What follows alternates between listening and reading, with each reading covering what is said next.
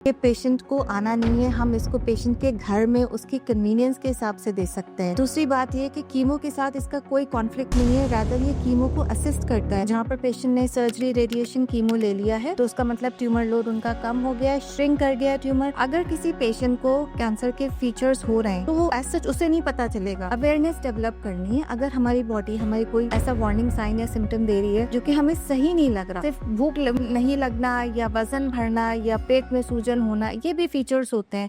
Ma'am, ये मैं जानना चाहता हूँ कि इसमें कोई टॉक्सिसिटी तो नहीं होती है अगर ट्रीटमेंट कराया, या जिसने कीमो कराया हो तो वो भी ये करा सकता है? जी बिल्कुल, एक्चुअली ये ट्रीटमेंट बहुत सेफ है, इसका सेफ्टी प्रोफाइल बहुत बड़ा है। सबसे बड़ी बात इस ट्रीटमेंट में यही है कि पेशेंट को आना नहीं है, हम इसको पेशेंट के घर में उसकी कन्वीनियंस के हिसाब से दे सकते हैं। वहीं पर इलाज हो सकता है जहाँ पर पेशेंट है, क्योंकि आपको पता है आने जाने में in the comforts of his home. दूसरी बात ये कि कीमो के साथ इसका कोई कॉन्फ्लिक्ट नहीं है, रादर ये कीमो को असिस्ट करता है। तो जो कीमो के साथ जो साइड इफेक्ट्स होते हैं वो भी कम हो जाते हैं पेशेंट्स के। अक्सर आपने देखा होगा कीमो के बाद पेशेंट हॉस्पिटलाइज हो जाते हैं। तो कीमो जो है जब कैंसर को किल कर रहा है तो इम्यूनोथेरेपी जो हमारी ट्रीटमेंट है, कस्टमाइज्ड ट्रीटमेंट, ये जो रेमनेंट सेल्स है, जो माइक्रोस्कोपिक सेल्स रह जाते उनको किल करने में हेल्प करती है, जिससे कि कैंसर जो है दोबारा नहीं आए। जहाँ पर पेशेंट ने सर्जरी, रेडिएशन, कीमो ले लिया है तो उसका मतलब ट्यूमर लोड उनका कम हो गया है, श्रिंक कर गया ट्यूमर, पेशेंट जो है रेमिशन में है। हमको ये नहीं कहना कि तुम जाओ अब जाके आराम करो और फिर जब कोई सिम्टम हो तब लौट के आना, उस वक्त तक बहुत देर हो चुकी होती है। तो जो रिलैप्स को प्रिवेंट करने के लिए जो ट्रीटमेंट है बेस्ट, वो यही है, डेनवैक्स कैंसर ट्रीटमेंट। डायग्नोसिस जब देर से होती है तो ट्रीटमेंट का आउटकम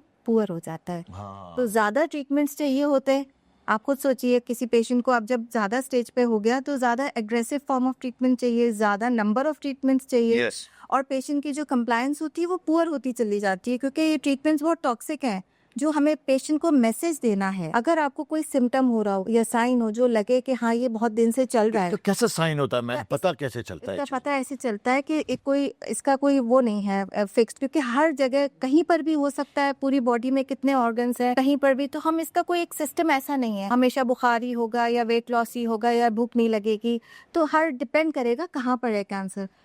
अगर किसी पेशेंट को कैंसर के फीचर्स हो रहे हैं तो वो एज सच उसे नहीं पता चलेगा। क्या करना है, अवेयरनेस डेवलप करनी है। अगर हमारी बॉडी हमारी कोई ऐसा वार्निंग साइन या सिम्टम दे रही है जो कि हमें सही नहीं लग रहा, और ये आम बीमारियों में भी होते हैं, तो हमें क्या करना है, सिर्फ हमें अगर कोई भी सिम्टम या साइन 4 हफ्ते से ज्यादा हो रहा है तो फिर हमें डॉक्टर के पास जाना चाहिए। याद रखना, 4 हफ्ते से ज्यादा अगर आपको कोई भी चीज परेशान कर रही है, आपको डॉक्टर के पास जाना है, अपना चेकअप कराना है, और आपको कैंसर से लड़ाई लड़नी है अगर आपको कैंसर है तो।